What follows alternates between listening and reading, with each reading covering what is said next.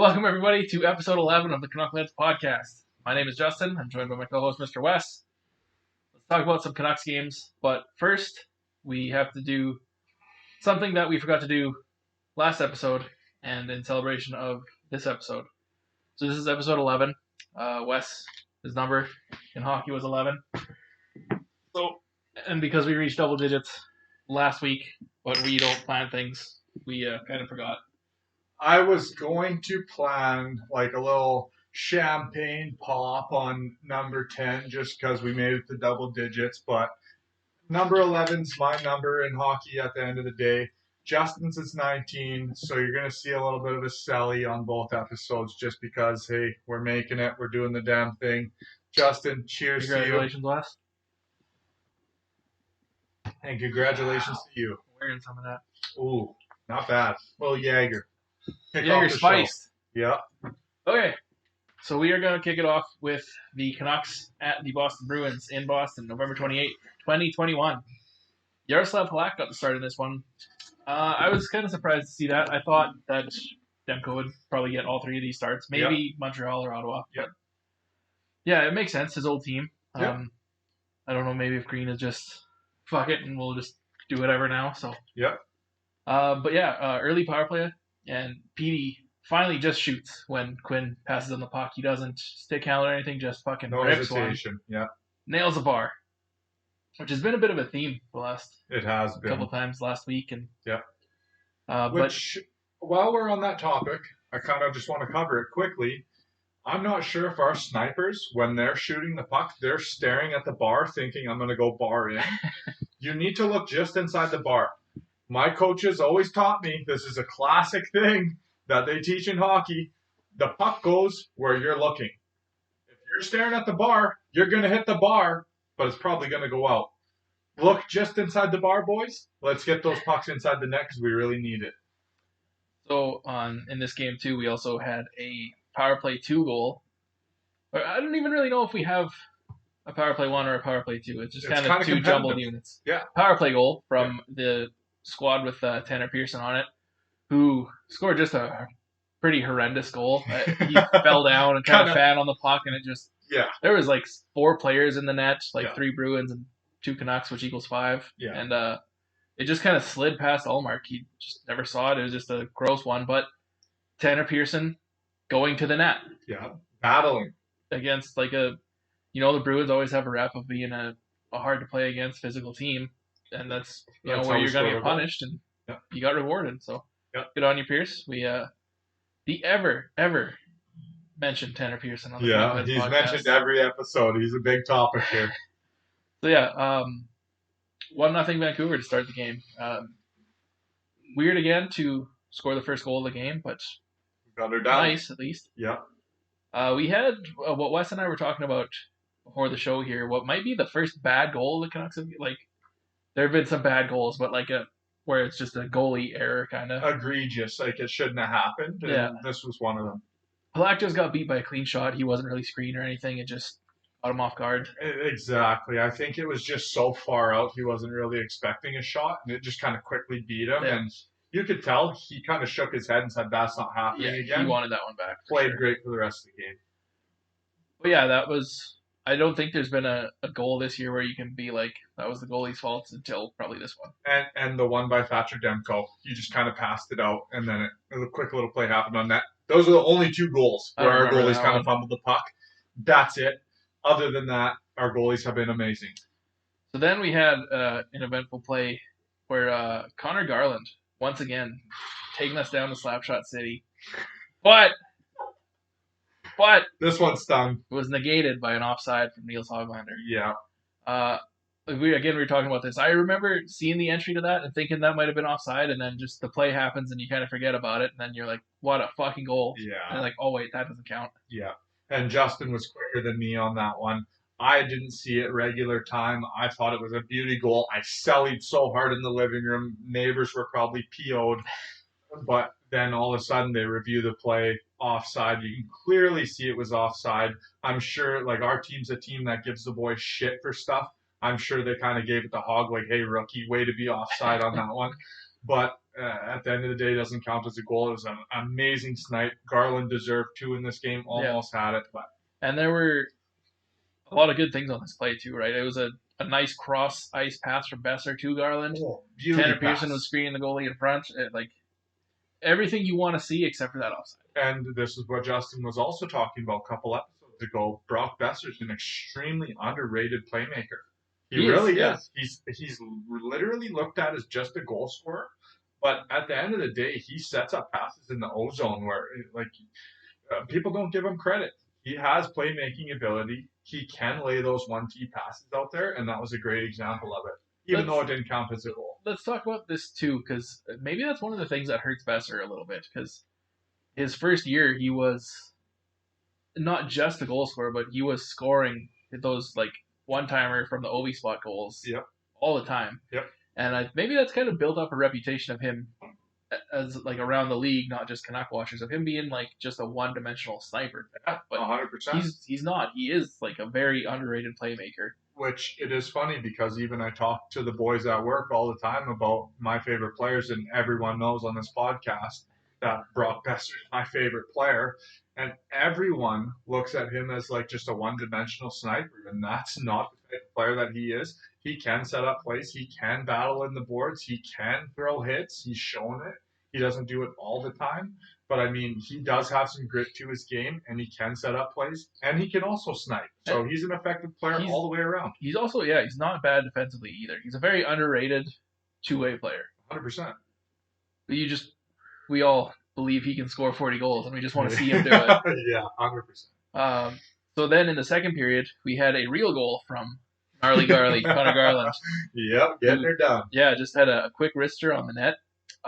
There's a good screen from Dickinson this time, so the Canucks were going to the net, which you want to see, and getting traffic in front of the goalie's eyes. And Allmark from the start of the game looked like he was fighting the puck a lot. So it was definitely, when you see that from a goalie, you just want to make life as hard as possible for him. If they're 100%. giving up rebounds or fumbling pucks if or they're just not tracking well, throw a ton of rubber on them. Yep.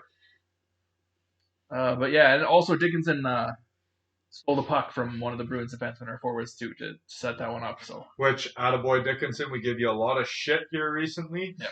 You've been a little bit better. Let's keep the progression. Keep her going in the right direction. So ultimately in this one though, the Canucks lose 3-2, which Wes got right. No. I said 3-2 or 4-2. Yeah. We're gonna give it to him. It was pretty close. It was close. So Wes got that one right. I said they were gonna win. We win. Yeah. Because I'm not. You know how I feel. After Bruins. Another thing we need to talk about is the Marchand slew foot. Big time. I didn't even have it in my notes. It wasn't called during the game. It was kind of a weird play that almost everybody missed. Yeah. And including the referees. And it was kind of a hit where I thought Marchand kind of got the shoulder position on him and kind of dumped him. So I was like, I was like, okay, that wasn't that bad. But then the league got it right. No one called it during the game. But after the game, Marchand ends up getting a sussy for a slew foot. You watch the replay, big time slew foot. Yeah. He definitely threw the leg in there and then used the shoulder to turn him over, which that's completely not okay. He could have injured Ekman Larson, who's one of our best D-men right now. So it was a good call by the league. Yeah, another thing, a slew foot in general is not a safe play by any means. You don't always get hurt, but especially where they were, he was maybe 2-3 feet out from the boards, right? Yeah, so it's almost a boarding borderline scary play. Yeah, and if he falls and hits the boards or something like that, So 3 games for Marchand for that one. Which PK Subban, we're calling you out. I love PK Subban. You've been an absolute dirtbag this year with the slew foots. Stop it. And so one kind of interesting thing about that 3-game suspension for Marchand is his first game eligible to return to the lineup is in Vancouver against the Canucks. So this one, you're not going to see a big fight out of Marchand. No. He's not going to have to answer the bell. But I guarantee Luke Shen picks someone out of the lineup to tussle with over that situation. But the one thing from the league perspective from this, give him 4 games. Yeah. He slew foot a Canuck. Yeah. Why let him come back against the Canucks? Put him out of that game. Or let him play the next game, then he's the next 3 or whatever. You know what I mean? That's kind of weird. But they put it at a weird timing in the schedule where it's first game back Canucks. Yeah. Kind of weird. A little suspect. I would rather if you wrong a team, I'd rather see you not get a chance to play that team again, or like, you know Or what I I'll mean, like start before you play that team again, yeah, like you something were like saying. that. Yeah. But yeah, 3-2 loss in Boston there. So we were on to Montreal the next night, November 29th. Thatcher gets the start. That's probably why Halak started. Now I'm thinking about these were back-to-back games. Yeah. Sunday and Monday night. So No, that's totally right. Even though it was Halak's old team, I think that's totally the reason why he started that game. Well, funny also, Montreal's Halak's old team. So he's kind of bounced around. Almost stole both of those lead goaltenders' jobs, by the way. Yeah. Sure, all of you know that. So the game against Montreal, we saw something that we haven't seen in a while, and that was a vintage Petey one-timer on the power play, who again just shot the puck. There was no let it fly. There was no thinking, like he wasn't being like, "Okay, I'm gonna get this. I'll deke a little bit, then I'll see what's open." It was just bam in the fucking net. Yeah. Which another thing that I like about Petey, he's been switching sides. Like he doesn't always one-timer to the glove side. That one was blocker side. The next one-timer he took on net was glove side, testing the goalie's glove right away. That he knows that the goalies, they watch tape on him all day long. They know where he's sniping. He's switching sides. He's making sure that he has optimal opportunity to score goals. I love that out of Petey.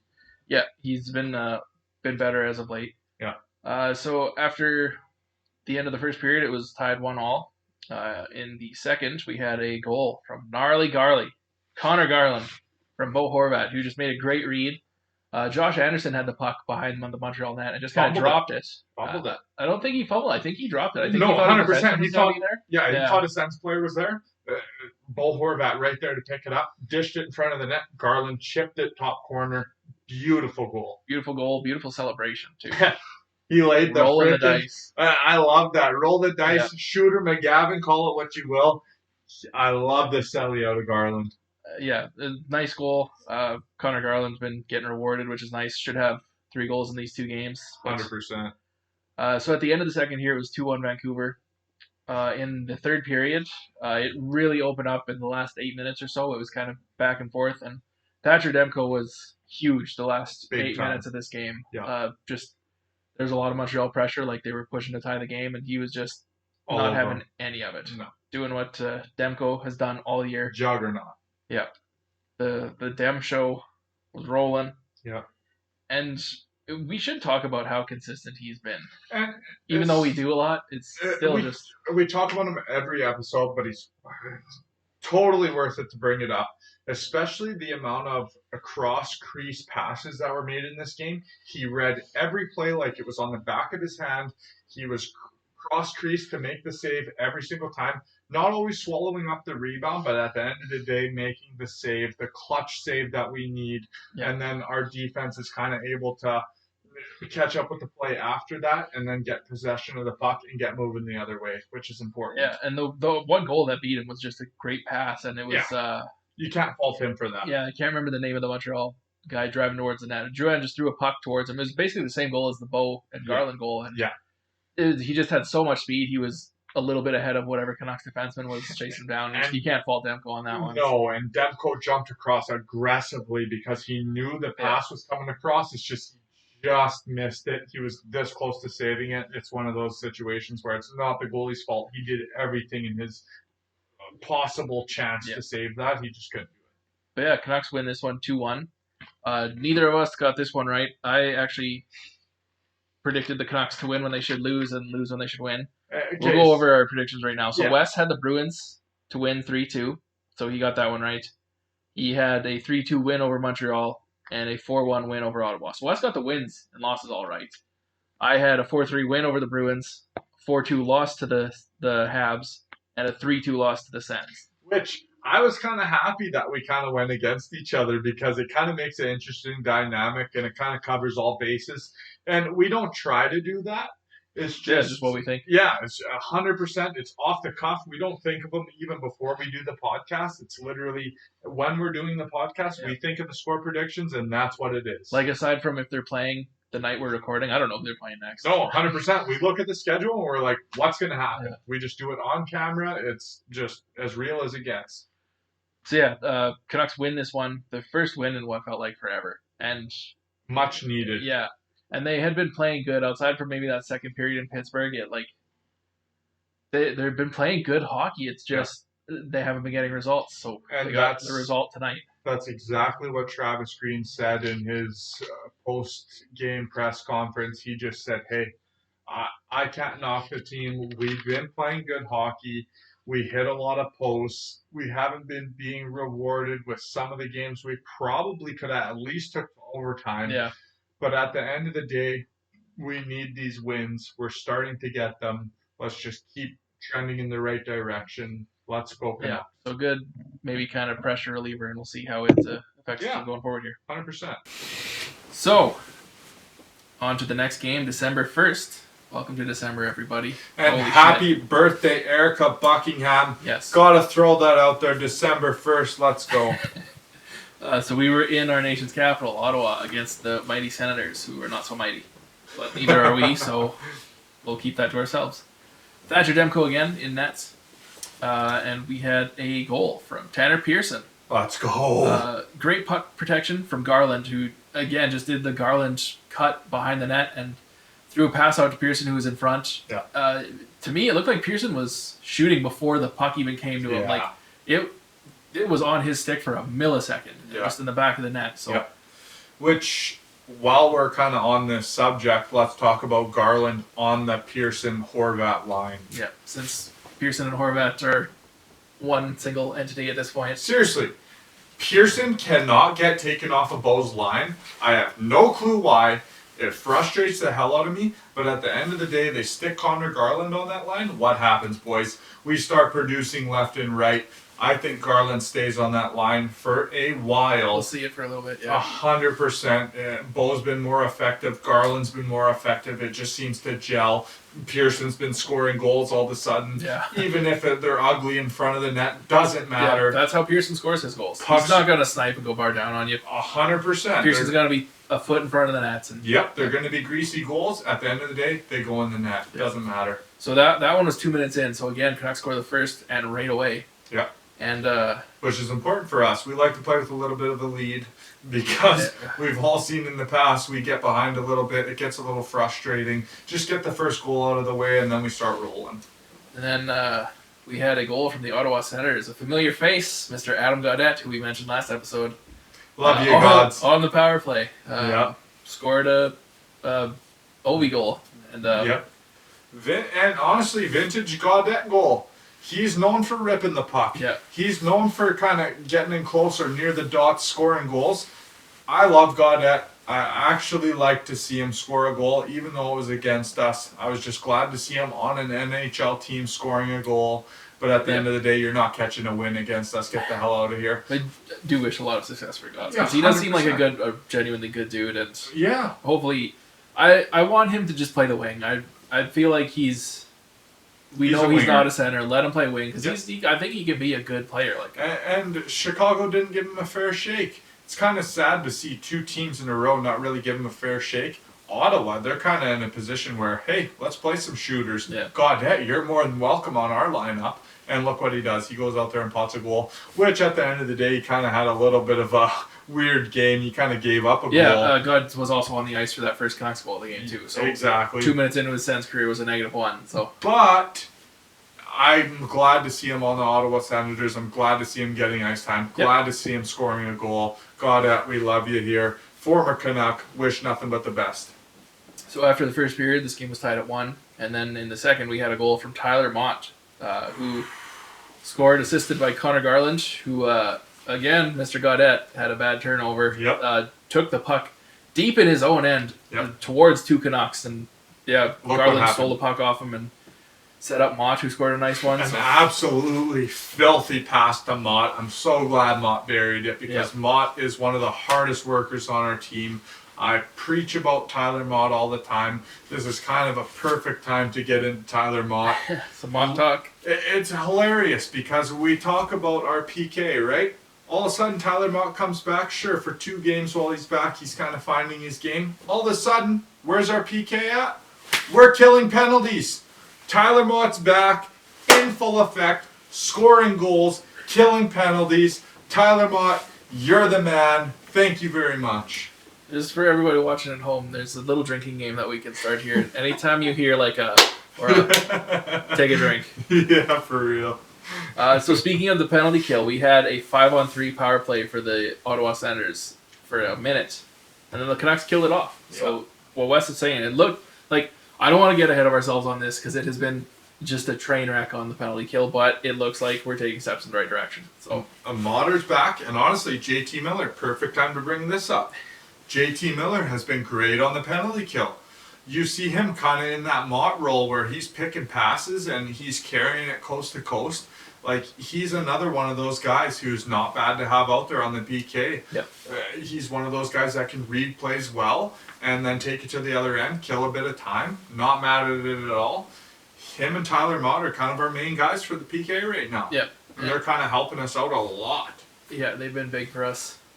And hopefully this is the start of the penalty kill really getting rolling. Because, you know, it was two not great teams. Like, no offense to Habs or Sens fans, but it is what it is. Yeah, Same with us. 100%. I even said to the boys at work, I'm not celebrating these 2 wins too much. Yeah. Because these are 2 teams that are under us. They're 2 teams we should beat pretty handedly. So it's the teams that we're coming up against. The Pittsburgh game that's coming up. I really want to perform in that game because that's another redemption game, like in the Colorado one, where we lost 7 goals.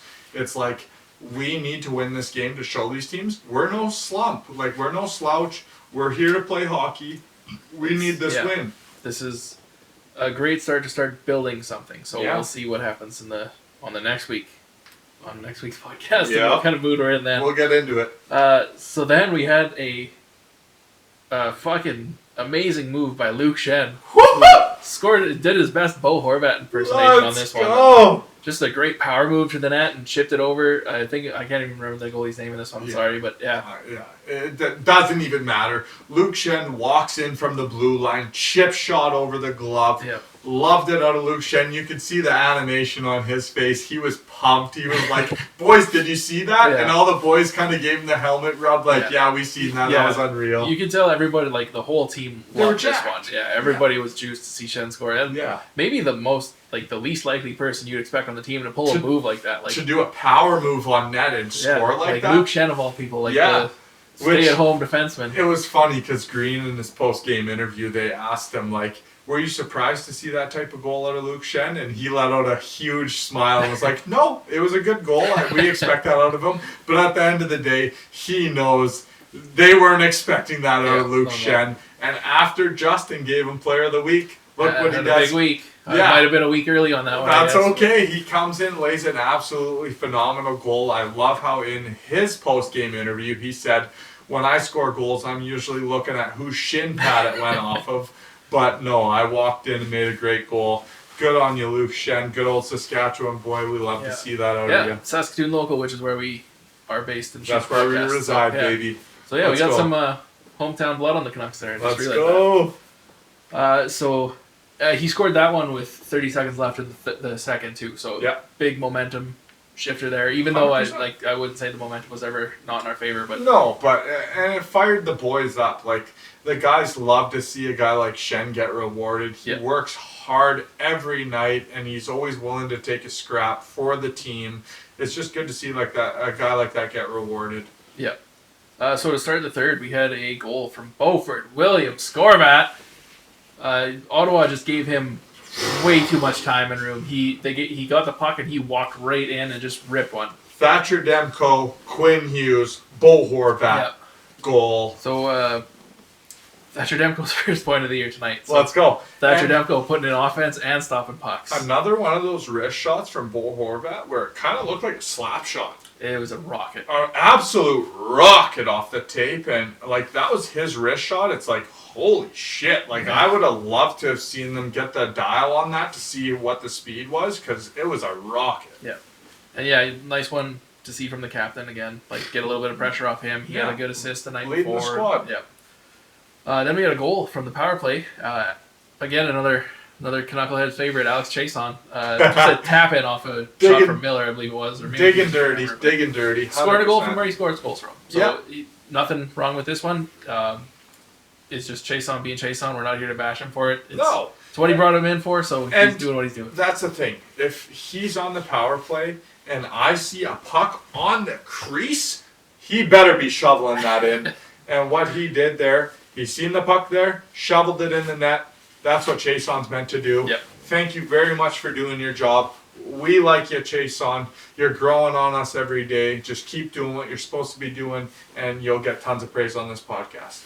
I will say we haven't really noticed him for the wrong reasons too many times. So it's No, 100%. Yeah, as much as we gave shit for having Chase on over other players, it's we got to live with what we've been dealt. So he's made a couple of beauty passes. He's made a couple of shovel-ins that he should have made, and he's been doing his job at the end of the day. One thing I wanted to bring up here too. So Brady Tkachuk scored a goal. 0 celebration, just like a couple of glove taps and went right back to center, which I respect that a lot, right? Like if what was it at this point? I think it was 5-1 for Vancouver at this point. Like don't celebrate like you just scored a overtime game winner. Like it's kind of Hogg did it earlier. He scored that goal in the blowout and celebrated a little too much for my liking. That's we talked about it on the podcast, and I said I wish Hoglander would have just put his head down, skated straight to the bench. I don't like those over celebrations, especially when you're down in a game. Brady Tkachuk played that off perfectly. He said, "No, boys, we're not in the position to celebrate here." Acted like the captain, walked back to the bench with no celly. I love that. Yeah. So lots of respect for Brady Tkachuk on that one. Yeah. Then we had a power play goal from JT fucking Miller, who this is a potential goal of the year for the Canucks. Like, just walked through 3 centers. The fourth one was nowhere near him, and just tucked it past the goalie again. Like that was Connor McDavid-esque, and it was funny because Bo in his post-game interview, he said like JT Miller's easily due for one of those every single season. He's a special player. He absolutely walked through 3 guys on the Ottawa Senators, undressed all of them, plus the goalie. It was a beautiful goal. Yeah. Good on you, JT Miller. And very unexpected, like that. Like kind of that late in the game with that score, try something, but like he just walked in. I didn't see that coming at all. I thought they were just maybe going to kill some time, but he just went right past everybody. And especially JT, you see him on the shootout at the end of the game. He kind of skates in left and just throws a weak shot on net. Here, he dekes through 3 defenders, brings it backhand and scores. It's like, come on, man, where are those moves in the freaking shootout? But at the end of the day, unreal goal by JT Miller. We love to see it. And I did see on Twitter a couple times, a lot of people said that like if McDavid scores something like this, you're seeing it for weeks. So. There's literally a goal that's identical by McDavid from a couple weeks ago. That's all I see. NHL's still posting it, which is crazy. Where's JT Miller's love? Start posting it constantly because that was an unreal goal. Good on you, JT. That was a hell of a goal. So 6-2 win for the Canucks in this one. Again, just beating a team that we should beat. Like, no offense to Senators fans. No. It's just at the end of the day, we should beat this team, and that's why I said to the boys at work, I'm not over-celebrating these wins.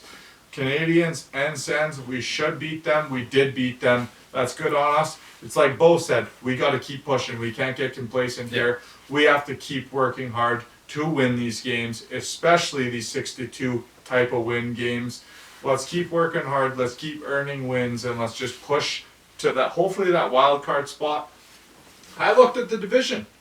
We're not that far out of a wild card spot. no. If we can put together a 4-game win streak, even we're up there. We're pushing a wild card spot. Yes and no, right? It always depends what your opponents do. It's the 100%. Western Conference games. We got to win those. Yeah. Like, And it 100%, like Justin just said, it depends what your opponents do. As long as they don't string together nothing crazy and we can string together a win streak, we can get up there. Like, no doubt about it. It's kind of a tight division still.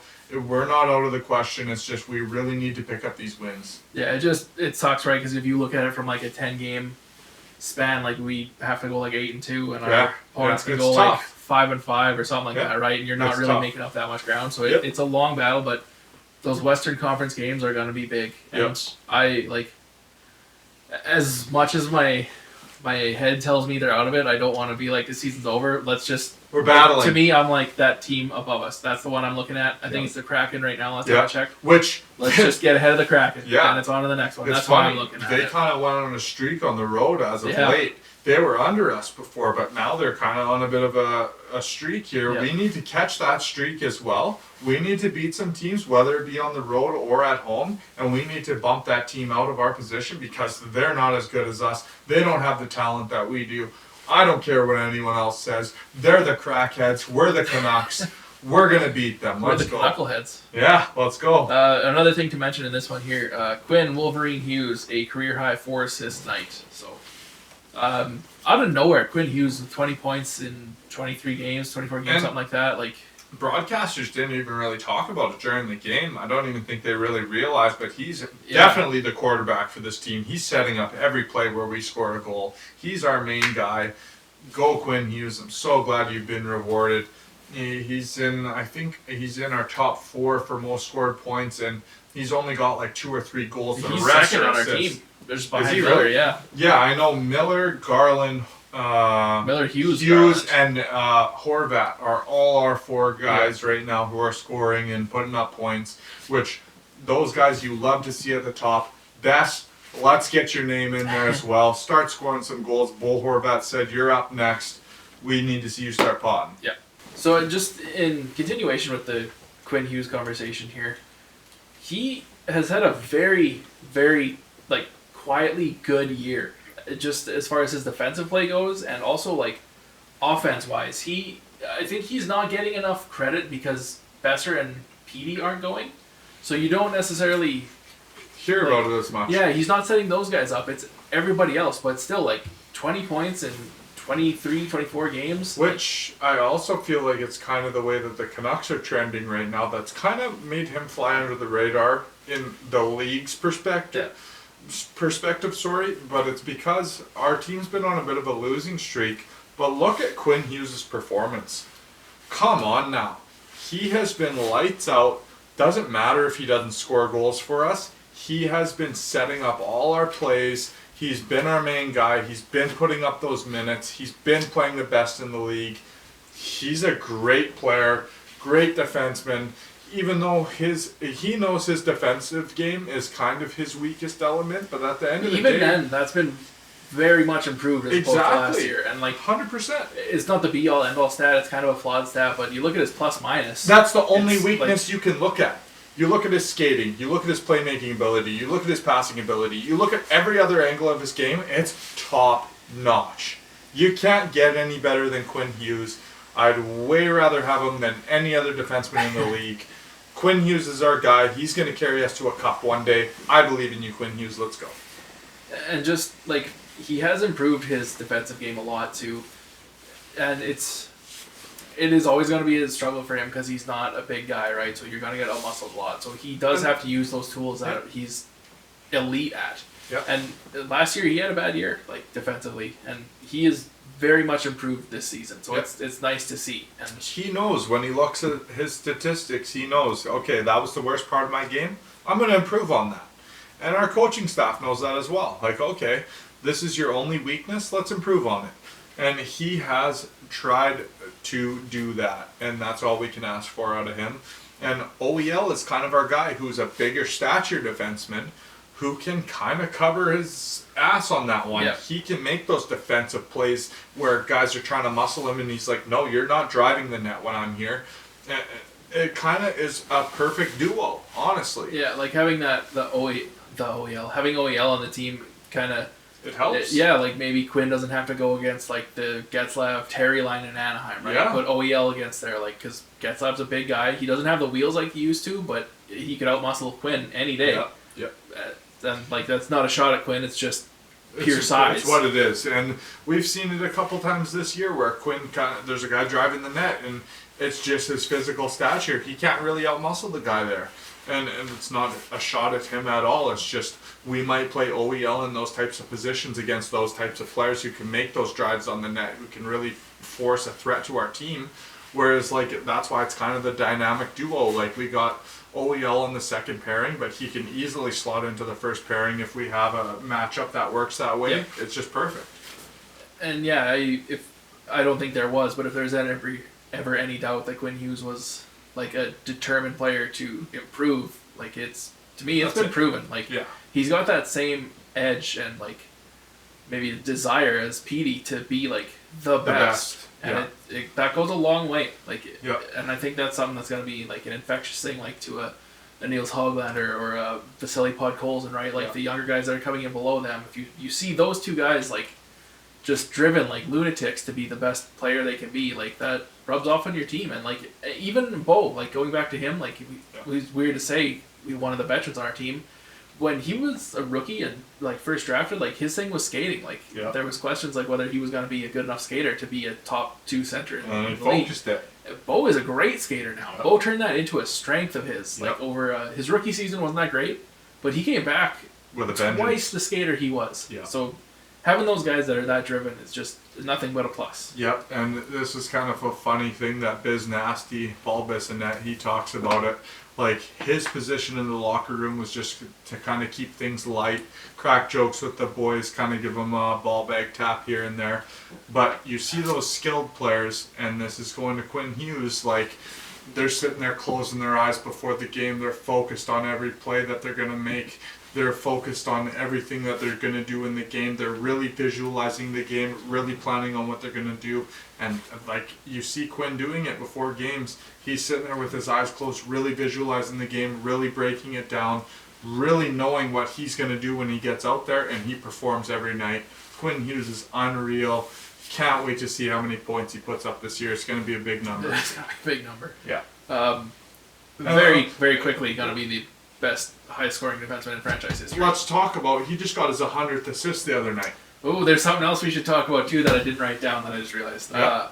Former face that'll be in Vancouver Tuesday night, which we could probably talk about this later, but fuck it, we'll talk about it now. Yep. Congrats to Alex Edler scoring his 100th goal against Jacob Markstrom of the Calgary Flames the other night. And it's funny that I know that because a buddy that I work with, his favorite team is the LA Kings. He's like, oh, Edler finally got his 100th goal. And I was like, oh my God, he was supposed to have that in his last 3 games with us. Unfortunately, Brock Besser tipped one of them and stole his goal from him. But glad to see Edler get that. Yeah. He more than deserves it. Yes. 100 goals for him. Salute to Alex Edler. Yeah, congratulations, Eagle. We wish you could have finished your career as a Canuck, but it is what it is. Yeah. And at this point, arguably the greatest defenseman in franchise history, Alex Edler, which will very shortly be beat by Quinn Hughes, but still, you can't deny what Edler did in the Canucks uniform. Give Quinn 2 seasons, it's whatever. It might be game over. Yeah. So yeah, that'll do it for games this week. Canucks 2-1, so good start. 2 games in a row. We're on a nice winning streak. I don't know if we went over the score predictions for the Senators game. Oh no, we did not. I did at the start of the thing here. Yeah. Wes had a 4-1 win against Ottawa. I had a 3-2 loss. Neither of us got it right. No. Wes was the only one that got the Boston one right this week. So. Then maybe next year we'll keep track of these two. And same thing with our player goal totals. We'll have some kind of prize at the end of the year for those. Yeah, let's go. Even though I'm going to crush Wes in the goal totals. He's way closer already. I don't even think it's a race at this point. I don't think so. But at the end of the day, I thought we were going to open up really strong. We opened up poorly. But hey, we're kind of catching stride here, so let's keep it in the right direction. So yeah, another thing we should talk about is Luke Shan has been very good. He's struggled a couple games here and there, but coming back from a knee injury, older player, right? Like, it's just, he's got to work through, get back to game speed. But no, I think it was the Boston game where I really seen him make a couple really bad defensive plays. Yeah. But then you see him as the game goes on, pick it up, and he knows the mistakes he's making. He's a smart player. He sees, like, okay, this is where I effed up.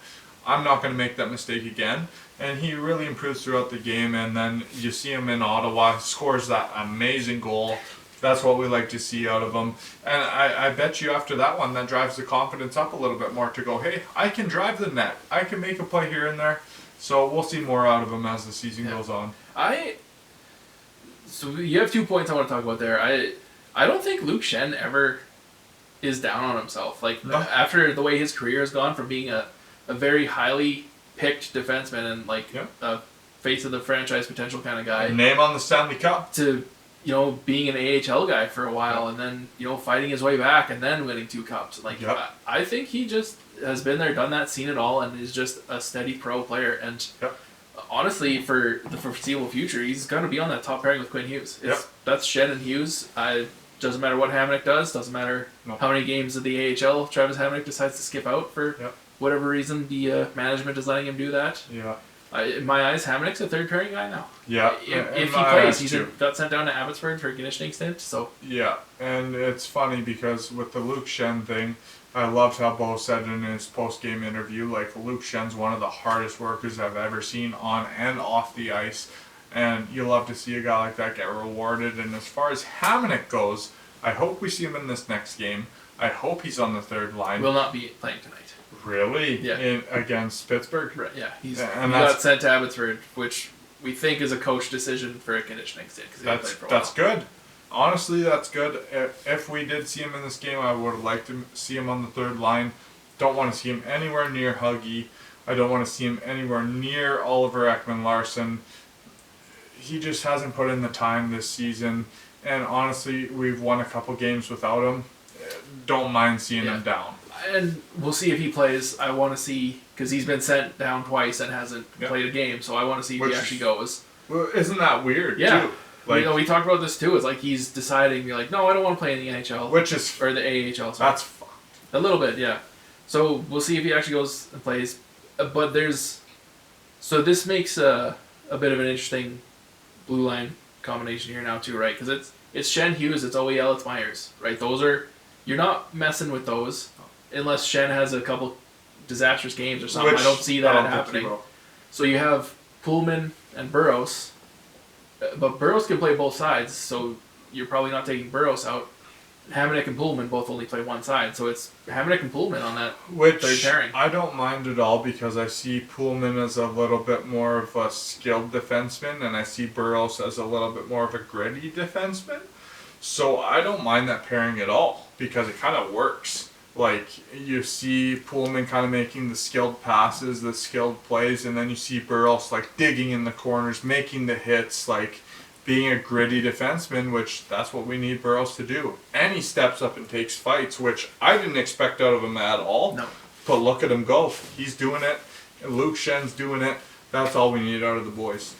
Yeah, as far as my thoughts go, I think there's still a lot of maybe untapped potential with Kyle Burroughs, and I'm all for keeping him in the lineup. Because, again, this guy hasn't even played 20 games in the league yet. And you've seen him get rewarded with game after game after game because he's been good. And look at Rathbone. He's been put on the back burner because Burroughs is kind of the guy right now. Yeah. Which is kind of interesting. Like, you don't even see the broadcast really talking about that battle for position. And Burroughs has just got a bit more grit to his game at the end of the day. Yeah. He's willing to make the big hits. He's willing to take the fights, which Rathbone, he doesn't have that in his game at all. He's more of He might. Let's give him some time to get acclimated to the NHL. You got to remember, he's just a kid. Burroughs is 26. 100%. But I see Rathbone as more of a offensive defenseman / power play defenseman. Like, I see him kind of being one of those guys where you could slot in on the power play second line, like making plays, stuff like that. But Burroughs just has a way grittier game right now. And Rathbone you might see in the future as one of those guys. It's not something like I'm not expecting Rathbone to go out and be a bruiser or anything, but let's give him some time. Like, he's just a kid. 100%. So. Give him a year or two, but and I like that guy. I like having him in the AHL right now. Right, there's not a glaring need. Like, where is Jack Rathbone right now? Let's let him run the show in the AHL. He can be the on the power play one, and learn the game better. Like, let's not throw him into the NHL if we don't need to yet, and which we don't, because our defensive is a lot more competitive now that it has been in the future. I do feel like we found a nice balance right now. The pairings seem to work. We'll see. Like, Burroughs and Pullman play together against some lesser competition, so we'll see in this home stretch where there's some better teams coming in here, and we'll see how they hold up. Because that's the question to me. Hamonick is kind of the guy that's slotting in and out of the lineup. I don't think it's so much Rathbone. It's kind of Hamonick. That's the guy that's slotting in and out. Which, you're just giving Rathbone more time to kind of get his feet wet. And then probably next year, the year after, you're going to see a lot more Rathbone. What are you talking about? We were talking about Pullman and Burroughs. No, but I'm saying that those guys are kind of staples in the lineup. Oh, yeah, okay, I see what you mean. Yes. And the call-up. Yeah, no, it is definitely. Exactly. It's between Pullman and Hamonick, I see what you mean. Yeah. Which goes back to roster management, right? Like, Pullman, 4 years, 2.5. Hamonick, 3 years, like what, 3.5? I think that was bad contract. And you're swapping them in and out, right? Yeah. Like I didn't see that as a good contract as soon as it was made. I was kind of like Jim Benning, what the hell? It was an overpayment in my eyes. Yeah, and especially for a guy who's not roster ready. Maybe you give him a year, I'm more alright with it, and then like if things are turning out like this, he's a tradable piece at the deadline. Exactly. Now he's got that extra year at 3. Nobody's gonna want him. You see Alex Edler on the LA Kings, he's got a 1-year deal at like 3 something. Yeah. And that's kind of where Hamonic should have been. Yeah. It shouldn't have been a 3-year deal. You can eat that $3 million for an older guy if it's that 1 year deal. 100%. It does make it easier. And that's where I kind of seen the flaw in that contract. Like, why are they giving Hamonic this much space? Yep. And then you kind of see it. They send him down. He doesn't play. Yeah. What's that all about? Took a puck to the face his first trip down in the AHL, and then was sick his next sent. Like, so, it wasn't good. It just I don't want to judge the guy or anything like that, but it just looks suspicious from just him being like, no, I don't want to go play. Is really what you think is going on. Yeah. But if I'm not in an NHL jersey, I'm not going out there. Yeah. That's kind of the perception he's given us. Yeah, it's what it seems to be a little bit. Yeah. So one more thing I want to talk about before we kind of start wrapping it up is I was thinking about this week here. Confidence is such a big thing for 2 key members of this team, and after the success we've had the last 2 games, are the 2 that have kind of done the least. Like, maybe not the least, but like as far as the big guys going, it's Petey and Bess. Yeah, points wise, those guys have both been like decent. I'm not sitting here being like sit Petey, sit Bess. No, they've been playing good. It's just when they're scoring, you see it in their game. They're just different animals. They're special. And right now, neither of them have the confidence to make the plays they are. But they're taking those baby steps, and you can see it building. Like, again, neither of them are playing bad. They're just not at that level that you want like 2 superstars to be at. Yeah, and you see it like when they're handling the puck, they look really good. But when they're shooting the puck, something's just a little bit off. And like Justin said, it might be a confidence thing. At the end of the day, they're making decent passes. They're making decent plays with the puck. It's just we need to see that scoring element out of them. They're both absolute superstar scorers. We need them to shoot the puck and be sniping bar down. That's what they're paid to do. Those guys are absolutely elite at doing that. We just need to see them kind of get on a roll and start going for us. And this is something Thomas Drance has talked about a couple times on the Vancast, where he worked with the Florida Panthers for a little while, and he said that it took like Barkov and Huberdeau a little bit to kind of develop that killer mentality of finishing games and like being ruthless 24/7 on the ice. And you kind of don't really maybe see that yet with Petey and Bess, but they're still like Besser's 24, Petey's 21, 22. They're young guys. There is still like that, and you're seeing it now with the Oilers, right? Like with McDavid and Draisaitl, they're developing that like killer mentality. Like, let's not coast on a 3-2 lead. Let's push for 4-2. Let's push for 5-2. Like, foot on the throat, end it.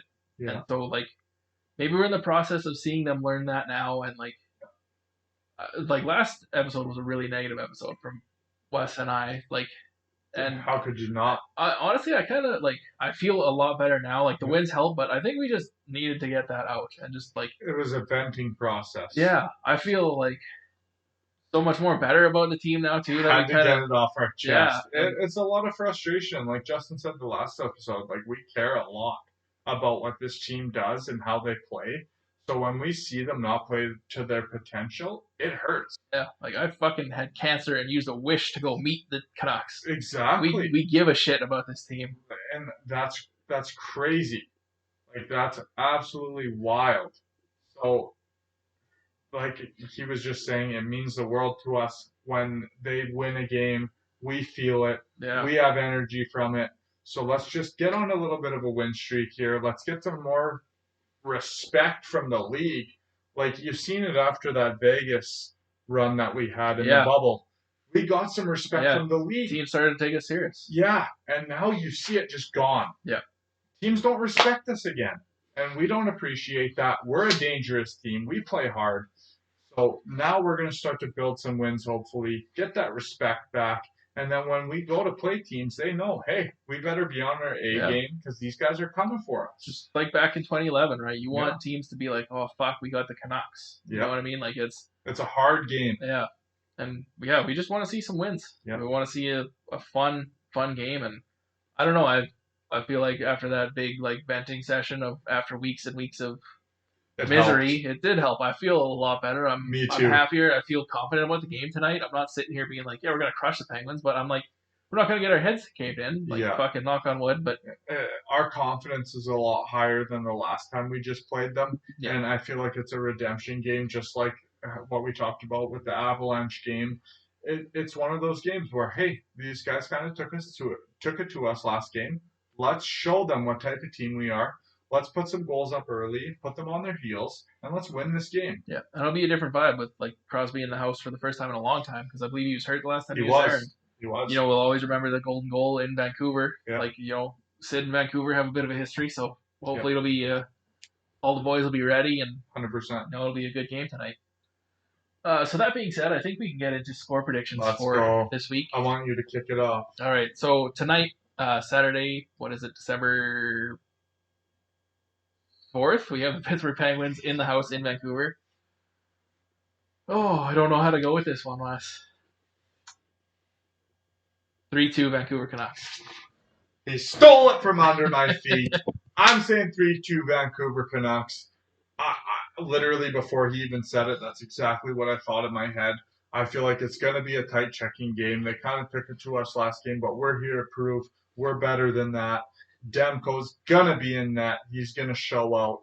3-2 is my score. I really hope we're not jinxing ourselves again. I don't think we are here. If this week goes like how previous weeks have, I'm just going to give them straight L's. Yeah. No, we're trying to get on a win streak here. I want to see a 5-game win streak. I know that's a lot to ask. It would be nice. The way that the season's gone. But you see teams like Anaheim Ducks getting a freaking 7-game win streak when they weren't expected to do anything this season. Let's go on a bit of a streak here, boys. We got the talent to do it. And the nice thing about the month of December is the Canucks play a lot of games at home and don't leave their time zone. So it's as far as travel goes, it's a pretty light schedule. Yeah. So Monday night, we have the LA Kings in the house. Alex Edler's first game back. I'm going to point this out. Every single time I've said, off with your head, we've won a game. LA Kings, it's off with your head. You gotta give I'm me a player going specifically. 4-2 win for the Vancouver Canucks. I don't see LA beating us. And Nick, this is just for you because you're an LA Kings fan. I work with you. You're so high on the LA Kings this year. Drew Doughty's back, but guess what? It's off with your heads. 4-2 win for the Vancouver Canucks. I'm going 3-2 Canucks again. Hey, that's close. So then Wednesday night, we have Brad Marchand and the Boston Bruins in the house. I will go 4-3 Canucks, because I can't give the Bruins a win.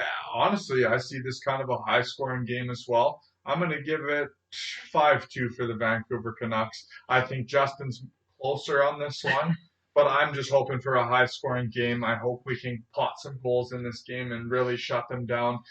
I think Pastrnak was kind of lucky with that goal in the last game. He shouldn't have got that goal. He kind of closed it out in the crease. I think we beat the Boston Bruins. Let's go. And, like, there might not be any players left on the Canucks roster from that 2011 Cup final, but the fans remember. Like, it's always an event. It's always circled. Like, nobody in Vancouver, very few people in Vancouver want to see the Bruins win in that house. And that's why when we buried them 9-3 last year, it was a big deal. Great, yeah. Bo Horvath got the Gordie Howe hat trick. It was an unreal game. And the knock on Connor Garland. Come on now.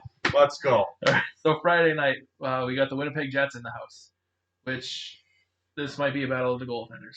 Yeah, it is, definitely. And this might be a battle of the Team America goaltenders. Yep, and we struggled with the Winnipeg Jets last season, kind of. And I said off with your heads last game. I'm going off with your heads again. But it's going to be a close game. I know it is. I'm going 2-1 for the Vancouver Canucks against the Winnipeg Jets. And this is my 5-game streak that I'm thinking of. I hope we win all these games to make it a streak. Let's go, boys. I'm going to go 2-1 for the Jets on this one. I think it's a gonna be goalie. close. I think it's a goalie battle. 100%. Last time we played the Jets, we didn't get Hellebuck. I think we'll get Hellebuck. And they got shooters. We got shooters. Yep. Definitely a close game. So we got a Canuck of the week to go over too. I'll go with that. You want to go first? I want to go first. How about it? Tyler Mott, my Vancouver Canuck of the week. Hands down, since you've been back, our PK is fixed. You've been picking passes off left and right just like we know you can. You made a couple goals just like we know you can. You're the spark that our team needs on the PK. Tyler Mott works hard in every situation he's on the ice. Let's go, Tyler Mott. You're underrated in the NHL. NHL, bump up his rating on the game, please. I want to see it up there a little bit. At least give him an 80. He should be an 80. Yeah, like, come on. Is that too much to ask? The guy's unreal. Bump him up a little bit. Let's go, Tyler Mott. And you know what? That goes back to something we talked about a long time ago too. Is the spark type players, right? Like He's that's one what of them. Tyler Mott is. He's one of them. I think we said that it was Mott, Garland, and Miller. Yep. We saw as and Hoglander even. Yep. Yeah, They're those energy players that just give the team energy. Like, look at this guy, how hard he's working. Let's go out and work as hard as that, and we'll win. Yeah, he might be the most important fourth liner to a team in the NHL. He showed it. He just has that vibe he brings, and for whatever reason, like the team just plays better with him in the lineup. So. Our PK has seen it, right, boys? Absolutely. Without Tyler Mott, look what our PK was doing. With Tyler Mott, look at the difference. We're killing penalties all of a sudden. Oh my God, where's the talk about Tyler Mott? Put some respect on the guy's name. Tyler Mott's my Vancouver Canuck of the week. Let's go. And that's the only kind of talk you get from the Canuckleheads. My Canuck of the week, it's a hard choice after Quinn Hughes putting up 4 assists, but I got to go with Connor Garland. 100%. Had a great game. I could have had an even better game against the Bruins. Yeah. With that goal being called back. Yeah. Scored again in Montreal. Had 2 assists on Ottawa. I think he was in on the first 2 goals. Like, he's on a heater right now, and he's always fun to watch. Look passes plus receiving passes from Bo Horvat. He's unreal. Plus, let's talk about this. Kind of got heated against Ottawa at the end of the game there. And him and Watson kind of got into it on the bench. Green sat him for the rest of the game. Good call by Travis Green. Yeah, smart play by Green. I didn't like that hit that he took. No. He wasn't digging. He was digging a little bit, but the play had stopped, and he got cross-checked from behind and into it. And what did we see? Bo Horvat stepped up to the plate. That's one thing that we talked about a couple podcasts ago is, Bo, you need to get involved. Stick up for the guys when they need it. He stuck up for Garland there, which he totally deserved. Yeah. And look what happened. We end up winning the game 6-2. And it doesn't always have to mean you have to drop the gloves, right? No, just get in there and get in the scrum. Exactly. Show that you give a fuck. Exactly. Stick up for the boys, and that's what Bo did. Thank you, Bo. You're the captain for a reason. Yeah. So my Canuck of the week, Connor Garland. And a great Canuck of the week. But we gotta, you can't gotta mention Quinn Hughes in there as like a 4 assists in the Ottawa game. He set up almost every play that we scored a goal. Quinn Hughes is unreal. Thatcher Demko was unreal throughout this week. He was a close second, 100%. It's just, I want to show Tyler Mott love because since he came back, he's a guy that kind of flies under the radar, but he's totally important to our PK. Totally important because he still scores goals at the same time. Tyler Mott, you're up there. Connor Garland, Thatcher Demko, JT Miller. All these guys have been good. Big shit from last week where I picked Luke Shan. So hey, and Luke Shan putting up that goal. Yeah, Luke Shan was good too. Like, come on, Luke Shan doing his thing.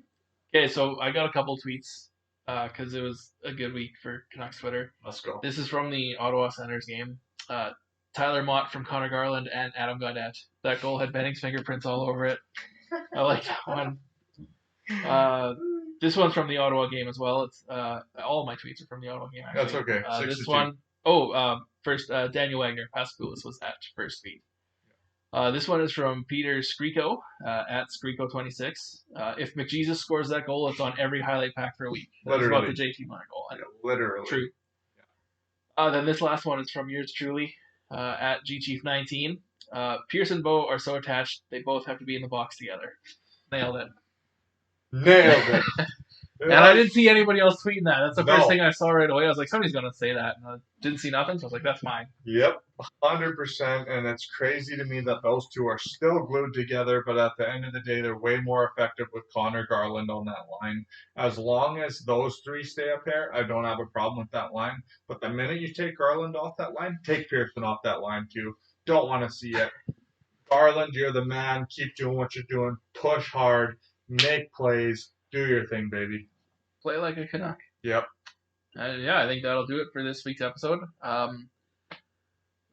Listen to it, follow us on Spotify, iTunes, All that. Apple, YouTube. Click the buttons, do that shit. Which we've been seeing the subscribers on YouTube come up a little bit. Thanks, boys, for the support. Nice. Keep bumping it up. It really motivates us to keep making episodes and keep pushing hard. Let's go. It's another good one in the bag. That's one more thing. Come on, pound it with me. Don't leave me hanging. One more thing, though. Again, we got to mention it. Thank you to Chris for always editing and doing the thumbnails and all that shit. We wouldn't have a show without Chris. So being the rock of this podcast. Absolutely. Thank you, Chris. And never has a say in anything that's going on. The beeps when we said playoffs last episode, that was all Chris. Like, dude, doing his thing. I was just saying it as a joke, and he did it anyways. So yeah. Thank you, Chris. You're the man. You make the show work. You're the real MVP. We're just the loudmouths that are in front. Thank you, Chris. Yeah. Thanks for all your hard work, and thank you everybody for watching. And stay tuned for next week. Another one in the bag. Go baby. Canucks! Let's go.